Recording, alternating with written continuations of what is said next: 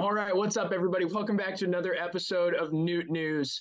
Since we were last with you, the Redbirds have been on an absolute tear. They've won 8 of their last 10, and the streak's even better than that. We'll get into the numbers coming up next.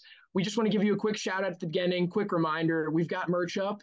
I know we haven't plugged it as much recently, but everything right now is 15% off for just a couple more days on our website. So please check that out. There'll be links and everything. Our Twitter, our Instagram. So please check that out. We've got some super awesome stuff. We'd love to see, especially some of you who go to the ballpark. We'd love to see some Newt News gear out there. So please check that out. So yeah, we want to talk about a couple awesome series that have happened recently. So the Cardinals, since we were last with you, finished off a sweep of the Red Sox. They came home, took 2 of 3 from the Brewers, and then earlier today secured a series victory against the Dodgers by taking 3 of 4. It's been a fantastic stretch. And before that, obviously, we remember a great Cubs series.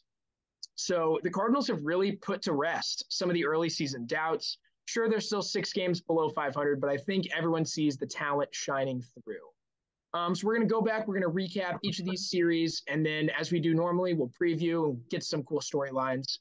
So, Andrew, let's talk a little bit about the end of that Red Sox series. Yeah, so Cardinals Red Sox. I think some Red Sox fans are a little bit upset with that series because they really should have won 2 out of 3. Yeah. Kenley Jansen comes in the ninth, game 1, blows it. Game 2, 3 pitch clock violations. Wilson Contreras is messing with him, blows it again. And then on Sunday, on Mother's Day, the Cardinals just completely destroy the Red Sox 9-1. Yeah. Lars Nootbaar's mom is surprising him on the broadcast. Everything is good. The vibes are great. Then we go into Milwaukee, take 2 of 3, score 18 runs. Jack Flaherty throws a gem. And then this week, take 3 out of 4 against the Dodgers. So I think we're looking pretty good now. Would you say you're bought back in? I never sold my stock. Okay. I'm here to say I never sold my stock in this team. I feel like I've encouraged patience and sort of just, what's the word? Patient temperament all season long when dealing with this team. And obviously, I'm going to continue to stick with that because this is still a small sample size of great games and winning. But I think the talent is starting to show through. That offense that we all really believed in the preseason has been unstoppable, impossible to contain lately. As Andrew mentioned, the Cardinals beat down the Red Sox in the final game of that series. They won 9-1 and then followed that up with an 18-run outburst against Milwaukee. And then in the series against the Dodgers, in the games, they've scored 16, and then they got shut out. But then they put up 6 and then 10 today.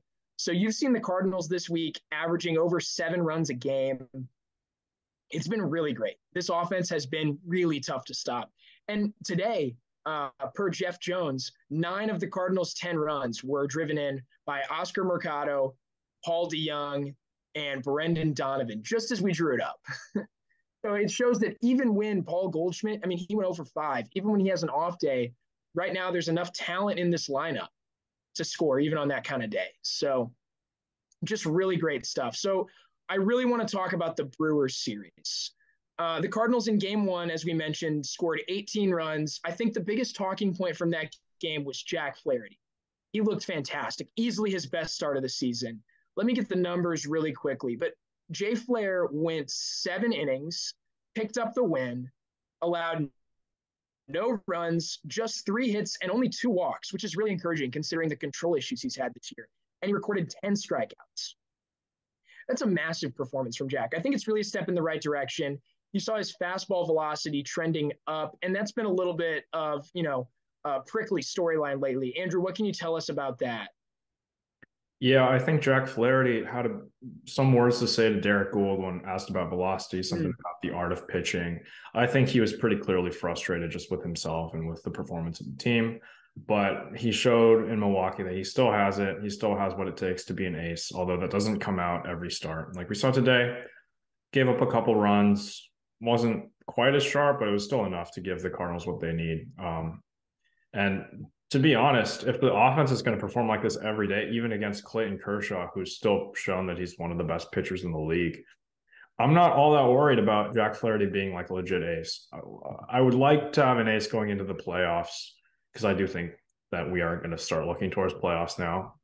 I think we're past the the Cardinals are dead, and like we passed Chicago, Cincinnati. We're back in third place. The Pirates are next, Brewers, so on. We're only like 5 games back now. So we can start looking towards playoffs. I'd like to have an ace. Is that going to be Flaherty? Probably not. But he's still going to go out there every 5 days and give us exactly what we need, which is a chance to win the game. We don't want to see any more blow-up starts, like giving up 10 games to the Angels without Mike Trout in the lineup. That wasn't good, but I think we've started to see some more promise, and I think Flaherty's going to really find it. Yeah, so obviously Flaherty didn't look his best today, but he actually was pretty sharp through the first 4 innings. Ran into a little bit of trouble in the 5th frame, gave up a couple runs.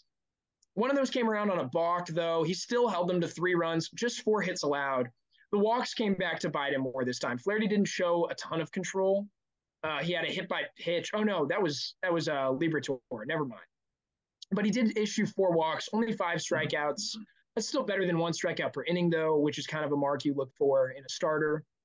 And he was all right. You know, as Andrew said, Flaherty gave us a chance to win this ball game.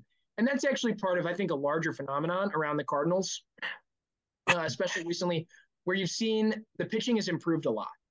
I think a lot of the concerns about the pitching staff are actually pretty overblown. I see a lot of frustrated takes on Twitter where people say the Cardinals can't win with this pitching staff, but I don't think that's true. Let me read off how many runs the Cardinals have given up in each of their last 10 games. They gave up 6 to Boston, 3, 1, 1, 3, 0, 8 to the Dodgers, but of those 8 runs, 5 were unearned. 5, 5, 5. In each of those games, the pitching has either been average, because you expect a team to score roughly 4.5 to 5 runs per game. So the pitching's either been average or well above average. They've recorded a shutout in there, a couple of 1-run games, and that's exactly what you expect from a solid pitching staff. And that has led the Cardinals pitching staff to rank inside the top 16. I think they're a top 15 staff now. Just give me a second to find this stat here. Yeah. The Cardinals pitching staff has been a lot better than people have given them credit this year. They rank 17th in the league right now with an ERA of 4.31, which is, you know, much, much better than teams that people generally assume have better staffs than them. The Marlins, Angels, Diamondbacks, Phillies, Mets, Red Sox are all competent teams who rank well behind the Cardinals. So I think a lot of that's really overblown. I'm really, really encouraged by what I've seen lately. Yeah, I can tell you the Angels, from watching them, their pitching staff is not nearly as good as the Cardinals, especially that back end rotation and bullpen. It's just not it's not going to hold up. And we've seen some of this, like you mentioned, in the 16-8 game. A lot of those runs scored on errors. A lot of those runs shouldn't have really scored. That Freddie Freeman grand slam never should have happened. But a lot of the times we're throwing pitchers out there that we not necessarily would have. Like today, we threw Matt Liberatore in a relief situation, which he's not really used to. He's never really been a bullpen arm before. He gives up a couple of runs, but we're already up like 9-3. So does it really matter? Not really. So you can afford to give up those runs in situations where you're up by a lot. Like, it's fine. You'll see that we give up 5 runs, but it doesn't really matter. Like yesterday, I would have liked the Cardinals not to have given up 5 runs. Gallegos got bailed out on a pretty questionable call. Good frame job by Wilson Contreras, but you'd like to not have to go there. But a lot of the times, if you want to give up a couple more runs to save your good relief arms, it's fine. So we've been talking, obviously, about a great stretch for the Cardinals, but a lot of people, especially even after the Brewers series, a lot of people who don't believe in the Brewers were saying stuff along the lines of, well, I want the Cardinals to do it against a real team. And that's what you got this weekend. That's exactly what we got this week. The Cardinals had the Dodgers, who are the hottest team in baseball, come into town, and we really showed them who's boss. Cardinals take 3 of 4, looked pretty dominant in 2 of the games. Today, winning by 5, and in the first game, putting up 16 on that vaunted Dodgers pitching staff. And they looked fantastic.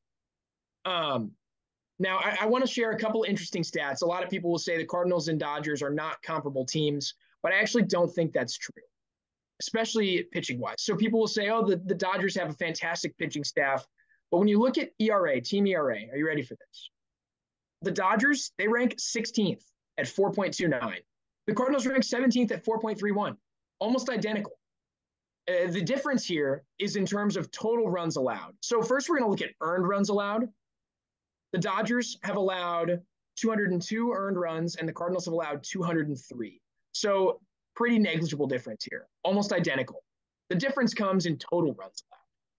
The Dodgers have allowed 212 total runs, while the Cardinals have allowed 227. That 15 runs makes a big difference. And that's exactly what I've been saying. The Cardinals have had a lot of bad luck this year, and I think finally you're seeing a little bit of that go away. But this is showing what the difference between the Cardinals and a pitching staff that everyone thinks is a lot better. I mean, it's truly the bad luck. I mean, the Cardinals have so many unearned runs scored. Yeah, with a little bit of good luck, you win that game against Gonsolin and you sweep the series. Like, you have Arenado making an error. Matz was pretty good the entire night. Like, you can't really fault him there. And that run comes around to score. Like, unearned run. It tends to happen a lot with the Cardinals. And then you have Goldie hit a missile into center field and Outman robs him. He hits that like 2 or 3 feet further, and that's gone. It's a 1-0 game in favor. Well, if Outman doesn't make the play of the year for the Dodgers, that's over. Like that was impressive. And then you don't throw Stratton, who gives up like 4 runs, and then you win the game. So you can see that, like, anyone who's doubting the Cardinals, like, obviously credit to the Dodgers for pushing that run across, Outman for making that great catch. Like, we're not saying, oh, the Dodgers didn't deserve the win. No, they did. But if a couple things had gone the Cardinals' way, then, we're looking at a 4-game sweep of one of the best teams in the league. So absolutely, this team is for real. Yeah, and this really puts to bed a lot of the doubts people had coming out of that last Dodgers series. I mean, we saw the Cardinals look pretty overmatched in LA. Even in the game where the pitching staff showed up, they ended up losing 1-0, and that was Kershaw's last start against the Cardinals. So it was really nice to see them, beat him down today. They got him out of the game in the 4th frame, which was great to see. Ran up that pitch count. It was awesome, frankly, after watching him almost, didn't he take a no-hitter into the 6th or 7th in that last game? Yeah, I was talking about something about Clayton Kershaw as a perfect game. But it was not a great showing by the Cardinals offense. We did a lot better today. I think we absolutely had staff from Jeff Jones again had the first time in Clayton Kershaw's career where he gave up 3 doubles in the same inning, and that was today, thanks to Oscar Mercado, who's been really, really good for us. If you want to talk about him a little bit. Yeah, I'd love to. Oscar Mercado has been so much fun since he came up. Obviously, it's a tiny sample size. It's 1 series, but he was fantastic. So Andrew and I were actually at 2 games in this series. We made it out to the first one where Mercado kind of just, was that spark they needed. That stolen base was absolutely massive to get into scoring position, come around, and then sort of swiped home twice. Came home on that one wild pitch that really didn't get too far away from Smith. So that was an impressive move by him, very heads up. And then also went home on that Goldie steal. By the way, Goldschmidt leads the team in steals. Fun fact, he's got 7 already this year. He's an absolute unit out there on the base paths. But Mercado also hitting almost 600 right now. I think in the 2 games we were at, he hit 750. So he's been a lot of fun to watch. He's played good defense in the outfield. He's gotten what you need out there, and the production at the plate's awesome. I mean, he was our player of the game today. He had, I think it was 3 for 4 with 5 ribbies. And just tons of fun to watch. By the way, I just want to continue something I mentioned earlier. Offensively, the Cardinals and the Dodgers are pretty similar too. I mean, the Dodgers have scored 260 runs to the Cardinals 245. So these teams really don't have a lot separating them. They both have middling pitching staffs and elite offenses. The Cardinals are now top 5 in MLB in runs scored. They've scored more runs than the Braves, the Orioles, the Yankees, the Twins, Jays, Mets, teams that you guys might think have much better offenses. The Cardinals are right there. They're right there with the Red Sox, Dodgers, and Rays among the top offenses in baseball. And obviously the Rangers, who have been unbelievable this year. But they're right up there. They're a top 5 offense. A middling pitching staff, and that's the type of recipe that can send a team to the playoffs. So I don't know, maybe Money Mo wins again. I mean, DeJong has more homers this season than the 4 premier free agent catchers, or not catchers, shortstops, Turner, Swanson, Bogarts, and Correa. So I don't know. Maybe he knows what's going on. Didn't bring back Quintana. He got hurt right away. So maybe he's traveling back in time or something and giving us some good vibes. Yeah. Just wanted to make a quick note, just looking here on Twitter, that Max Muncy is blaming the Cardinals catchers for bullying the umpires into giving them good calls.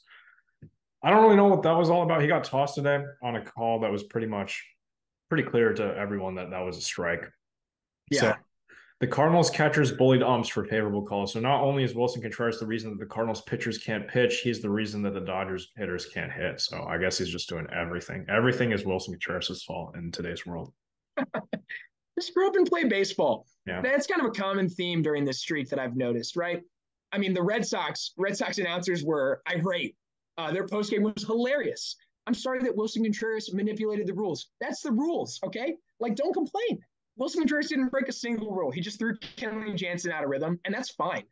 I don't see a problem with that at all. If Kenley Jansen wants to work fast and he's not allowed to by rule because Wilson Contreras isn't in the box, sorry, you're going to have to adjust. And then the Brewers announcers, oh my gosh, it was just so whiny. It was so pathetic. I mean, they're like, oh no, he's in the grass. Well, it's legal, okay? You just have to be within a couple feet of the base path. I'm sorry that Brendan Donovan made a heads-up play and your team sucks. So it's just a little ridiculous. People whining about Wilson Contreras. Oh. He's got a chip on his shoulder and he plays hard. Get over it, you know? Get over it, Max Muncy. I'm sorry you watched strike 3 and got tossed, but that is not Contreras' fault. Swing the bat. I don't know. I think it's so funny. And the people whining about, yeah, it was a questionable call that ended the game the other night. It wasn't a great call. But again, the Cardinals have put themselves in a position to win the game. They're up in the bottom of the 9th inning. The umpire makes one bad call. It happens to be right there. Sorry. You know? But if the Dodgers want to complain, be winning at that point. Be up. Don't be down so that there's a bottom of the 9th and you can close it out. So I really don't feel that bad. I think it's hilarious that Contreras so-called bullied an umpire. How does that even work? Don't you get tossed if you do that? It's absolutely hilarious. I don't know. One person who hasn't been bullying umpires, though, has been bullying some baseballs. Do you want to talk about Gorman real quick? Nolan Gorman, what a revelation. He's been unreal this year. He's now the NL OPS plus leader. He leads the league in slugging. He's slugging over 640. I saw a tweet today from Bernie Miklasz, who's been around quite a while, and he said something along the lines of, only 2 hitters have ever truly impressed me, truly shocked me in their first full season. And those are Albert Pujols and Nolan Gorman. So that's some high praise. But Gorman looks to have the capability to be a really, really great player. He seems to be growing into his stardom. I think yesterday was probably the high point of his season. And there have been a lot of great moments. But obviously, for those of you watching, and those of you who didn't, we'll cover it real quick. Goldschmidt comes up with a runner on, I believe it was the 8th inning, right? Yeah. Yeah, I mean, go ahead, Gorman. As we talked about earlier in the year with the Rockies. But Goldschmidt comes up with a runner on, and they've got the lefty out there. So they intentionally walk Goldie to get that lefty-lefty matchup that they wanted. And what does Gorman do? He absolutely ambushes the 1-1 pitch right down the middle and just crushes it. When it went off the bat, I thought it was going into the Budweiser Terrace. That thing was absolutely roped, just smoked out to deep right field, 400 feet, 106 off the bat. I mean, it's just a special season he's having. Andrew, what are some things that have really stuck out to you? Yeah, he spikes the bat immediately after that, shows some passion. He's been a little bit of a quiet player, kind of like Goldie. But that was really cool to see him like show the emotion after hitting that go-ahead home run. He hasn't been playing against lefties, which I think is a mistake. He didn't play today. It's a scheduled day off against Kershaw. Like, that's fine. Not too upset with that, but I really want to see him become an everyday player. And with Clayton Kershaw pitching today, you didn't see him in the lineup, but Ollie did say that Gorman is going to get a lot more at-bats against left-handed pitching. And the craziest stat to me is that he is second in the league in RBIs, despite not playing for the most part against lefties. I think the game against Urias on Thursday was one of the first times this season he started against a lefty pitcher. So he's getting those RBIs really quick, always clutch with 2 outs. So Yeah. I think he's been a real revelation for us. And we talked about Goldie and Arenado not showing up in the playoffs. Well, you know what helps with that is if they don't show up again this year, you have Gorman and you have Contreras who can show up in the playoffs for you and give you those big bucks. So I'm not all that worried. I think we can hopefully make it past the wild card round. I don't know. I don't want to say that.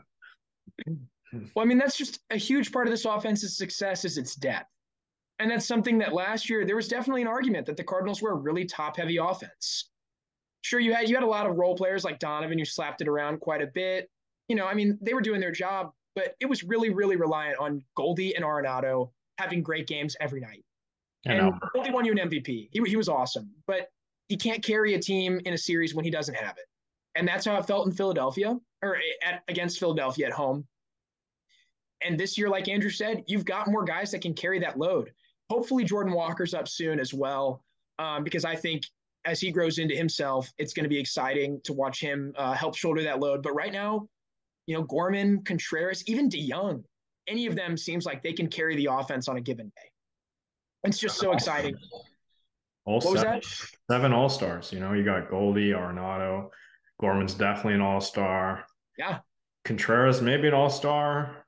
Helsley? Nootbaar. We're gonna try to lobby for Nootbaar to be an All-Star. Everyone in Japan should be voting for Lars Nootbaar in the outfield. Doesn't matter how bad his stats are, but they're actually really good. DeJong could be an All-Star. Helsley, Gallegos, just named like 8. Talking about DeJong in the context of the All-Star game feels so weird. So 2019. 2019 NL All-Star shortstop Paul DeJong. We're trying to trade him this offseason, but now it's actually looking like he could be a 2-time All-Star, which is great.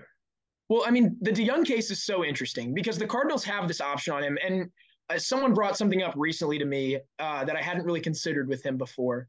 But it's basically the Cardinals could pick up that option. And if he plays well enough this year, they should pick it up no matter what, right? $13 million for a player who's going to give you gold glove caliber defense because we know DeJong's a premium defender. Yeah. If he can stay in the lineup, he provides so much value at shortstop, right? So you want him in the field. And right now, his bat's fantastic. Today, I mean, he absolutely crushed that ball into the bullpen. It's been really encouraging what he's done. Like Andrew said before, he's been a better hitter than any of the 4 shortstops who people made a big deal about this offseason. And maybe this is the DeJong comes back from AAA and goes crazy that we saw last year, but this feels a little bit more sustainable. I think there are actual differences in his swing, significant mechanical changes. That's really exciting to see. So I think the Cardinals might pick up that option and then look to trade him because he could be a serious bargain at $13 million. We've seen guys who are less productive, like Cody Bellinger in recent years, get more than that. So, I mean, for a team that's looking for a short-term solution at shortstop, if you can get DeJong 1 year, $13 million, I don't really know who's saying no to that. I mean, yeah, 954 OPS through 78 at bats is a bit of a small sample size, but it's a lot longer than that time he went off in the series against the Yankees, hit like 2 home runs and then fell off for the rest of the season. He's looked really solid, not striking out nearly as much, putting the ball in play. And when he puts the ball in play, it usually goes over the wall, which is what we like to see. I'd be really curious to see if they pick up that DeJong option because everyone's saying, oh, it's the last year of DeJong. Finally, we can get rid of DeJong. But, I mean, he might stick around for another year. And I think I wouldn't really mind. I don't think DeJong's going to be on the roster next year, whether he keeps this up or not. I think if you're the Cardinals, you look at Paul DeJong, and he's either dead weight or he's an asset. I think even if he has a great year, because I think they can move him at the deadline, because you have kind of a glut of options in your middle infield right now. Eventually, you're going to have to clear space for Mason Wynn. That's something that you have to look at in the future there. And you still have Tommy Edman, Brendan Donovan, and Nolan Gorman. And if you're going to get Gorman to the lineup against left-handed pitching now, if he's going to be an everyday player, and his defense has improved. He's not a great defender right now, but he's made some really good plays. That game-saving play against Milwaukee, I mean, he's made a couple of significant contributions defensively this year. So I think that they might look to deal him at the deadline and say, look, this is a guy who, if you like him, you get another year out of him. That could add some value. But even if he survives the deadline, stays with this team through whatever they happen to do in August, September, and October, I think even if they pick up the option, he's going to get traded. I see Mason Wynn being a contributor at some point next season. Maybe he makes the opening day roster, maybe he doesn't. But I think he'll contribute at some point. And you just don't have room for 5 middle infielders.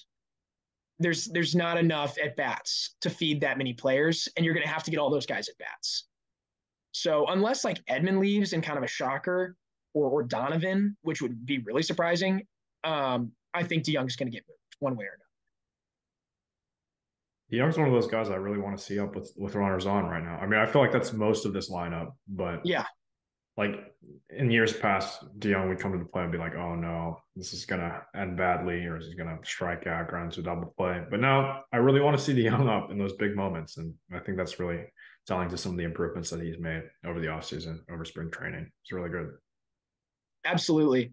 And I think, the way I'm thinking about DeJong in the trade deadline now shows kind of a larger thing where people aren't really thinking of the Cardinals as pure sellers anymore. There was a point when the Cardinals fell to 10-24. I saw a lot of stuff on Twitter all over the place of people saying stuff along the lines of the Cardinals should sell at the deadline. The Cardinals should trade Goldie. The Cardinals should look to remove the Arenado contract, which I thought was ridiculous because you don't just get rid of Hall of Famers when they're on your team. Yeah. But I think, once again, people are starting to view the Cardinals as a buyer, or at least one of those, mid-tier teams that's going to look to shift some pieces around, be clever. So maybe you do a little bit of selling with like a DeJong, but you also use that to bring back assets like a reliever or an interesting prospect who contribute next year or the year after. And so I want to ask, where do you see the Cardinals being involved right now? The biggest need is probably still pitching. Do you think they'll make a move? I think they have to be. Context in the last week. I'm looking less at the like infielders that we have and more at the outfielders. So Tyler O'Neill has to come back at some point. That's like a guarantee. Mercado's been pretty good. I don't know. They're probably going to send Barrero down, DFA him or something when O'Neill comes back up, so he'll slide to the bench. And then Carlson has to come back at some point. Jordan Walker's waiting.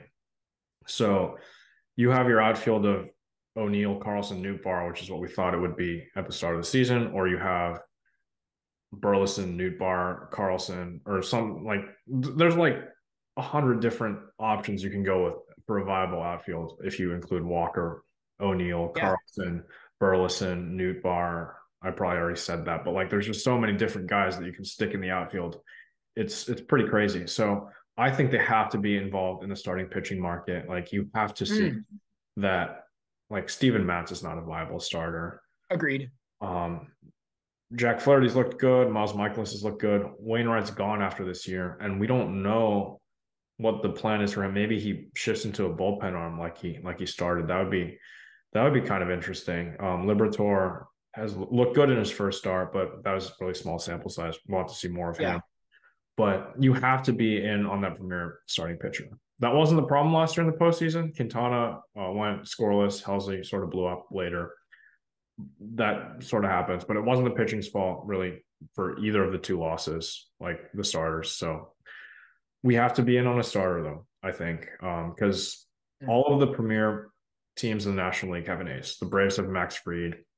Sure. Have Verlander and Scherzer. The Phillies have Nolan Wheeler. We saw that last year. We got burned. The Dodgers have Kershaw and Urias, Gonsolin. The Padres have Darvish and Musgrove, Snell, like all guys you can trust in a game one. Last year, the Cardinals game one starter was Jose Quintana. We like Quintana here. He did a really good job in game one. Thank you. But that's not always going to play. So we have to be in on maybe a Shane Bieber if Cleveland falls off. I thought Tampa wasn't going to be that good, so we could be in on one of their starters. I don't think that's going to happen. They're probably keeping everyone. If the Diamondbacks fall off, Zach Gallen could be a guy we go after. I think Zach Gallen would cost a king's ransom. Too controllable, too talented. Yeah. I don't know. I think they'd be looking for Jordan Walker. Not Marcell Ozuna, you sure? I think if we got Ozuna from the Braves, they might be interested. Anyway, if we're looking at really big fish, like I've drawn up lineups with this guy, with Shohei Ohtani. Maybe If the Angels sell Ohtani, though, I'm not saying the Cardinals will get him, but they have to sell everyone after that. So if they trade Ohtani, no one can stay on that team except for like Mike Trout and Rendon, who they can't really move. So looking at the Angels, let's say they trade Ohtani to like, I don't know, the Padres. That would be terrible. But Patrick Sandoval is a guy that you can look at. How many years of control does Sandoval have though? I think he has like maybe 2 or 3 years left, but I don't think the Angels would. The Angels probably would look to. I don't know. I look at the Angels. I think they're dysfunctional, but I think they've been making long-term moves. Like they didn't just sign Tyler Anderson to a 1-year deal. Like, I mean, he's there, and Sandoval was developed by them. Detmers was developed by them. I don't think they'll necessarily trade everyone right. I think Patrick. Okay, he's a free agent in 27, so that's okay. Never mind. He's probably off the table for them. But there's guys around the league. Like there's teams that will fall. The White Sox are a team that you can definitely look at. Lucas Giolito has shown ace stuff. Dylan Cease, I think, is the guy most people would be looking at. The White Sox window of contention seems to have opened and closed within like 2 years. So that's so tough. That's a team that you can also look at. It might cost you a lot though, because they traded Jose Quintana for like Luis Robert, Eloy Jimenez. Was it Luis Robert? No, it was Dylan Cease and Eloy Jimenez. Yes, it was Cease and Jimenez. And it might cost you a lot to get a Dylan Cease from them, but who knows? It might be worth it. I think if you're the Cardinals right now, there's not going to be a ton of ace level pitching to go around at the deadline. And I don't think anyone else helps you that much. Like I think acquiring a Rich Hill this year doesn't really help this team. I think acquiring maybe Mitch Keller, that's going to be an interesting name come deadline day. If Mitch Keller's still pitching like an ace and you can acquire him, he might be your best option to not move Mason Winter, Jordan Walker. And that's where I'm going. I think if Bieber becomes available, he's got a year and a half left. I think if Cease becomes available, it's going to cost you at least Mason Wynn. And I just, if you're, to our viewers, answer this question for yourself. Are you willing to part with Mason Wynn? Or are you willing to wait it out on some of the young pitching that's developing? Because I don't know, it'd be really hard for me personally to give up Mason Wynn. And I'm not sure that I would do that. Obviously, you're going to have to overpay at the deadline, and that's why people wanted Mo to spend money so he didn't have to spend prospect capital. But we're going to see. It's going to be interesting. But yeah, I think most of those guys that we've named are going to cost you Win, although I think Keller might be the exception. One name I would look at is Aaron Nola. I know we talked about him in the free agent market, but the Phillies are 22 and 24 right now. Bryce Harper's come back, so that team is pretty much as healthy as it's going to be all year. If that Phillies team is for real and they're just going to kind of be middling, Trey Turner hasn't been good, but he's going to be there for a long time. So they got Turner, Harper, Realmuto. I think Wheeler's locked up for a long time. So that core is still going to be ready to contend. Would they take some of our outfielders like Alec Burleson, like Dylan Carlson for Aaron Nola? Because they're not going to be looking for those prospects. Mason Wynn may be a guy, but you're not going to give him up for a 1-year rental of Aaron Nola. Like no one would do that. Correct. So maybe would you be looking at 2 or 3 of those mid-tier level, like major league fringe players that are almost ready? Where do you see the biggest holes on the Phillies roster? This is a really interesting thing. I think if you're a Cardinals fan, you should be rooting against the Phillies for the rest of the season. Because if they fall out of contention, I think you're right. I think Aaron Nola could become available if the Phillies are out of contention. Obviously, I think they need defensive outfielders. That's a great start because you're right. On a team that's got Harper, Schwarber, and Castellanos, you probably need, and O'Neill could be a really interesting fit in left field there. Plus, that park's a bit of a bandbox, and O'Neill's a power hitter if he can stay healthy. I think it takes more than O'Neill, though, even to get a rental. I think maybe if you were to package O'Neill and an intriguing reliever, the Phillies bullpen is really bad. We also have a reliever resurgent cabbie. Like what's that? like an Andre Palante or something. That would be I think Palante might be a lot though. That's a lot of service time still. What about a resurgent Cabby? that could be interesting. I think their bullpen is pretty lefty heavy though, so they might be Yeah. interested in like a hard throw. Maybe a Zach Thompson could be interesting because we don't know Well, what we're doing also with him. left-handed. Yeah. We'll see though.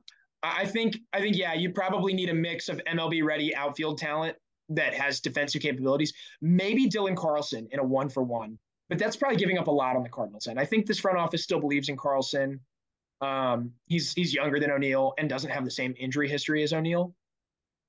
But we'll have to see. I think that's really interesting. So moving forward, root against the Phillies. Hope they fall out of contention and hope Aaron Nola becomes available. But I think that's going to wrap up this episode of Newt News. I want to do one more thing before we finish. We're riding the Gorman hype train right now. Just give me a number, Andrew. How many home runs does Nolan Gorman hit in 2023? I think the projected number over a 162 game season was like 44, which is crazy. Yeah. He's like third in the league right now. Yeah. What, 13 home runs? Arenado has 12. I think they were both on the top 5 leaderboard. Let's say 37. I think that's I'm going to say 40. Ooh, wow. I think he's going to be a second baseman with the ability to hit 40 home runs. I think he's going to do it this year.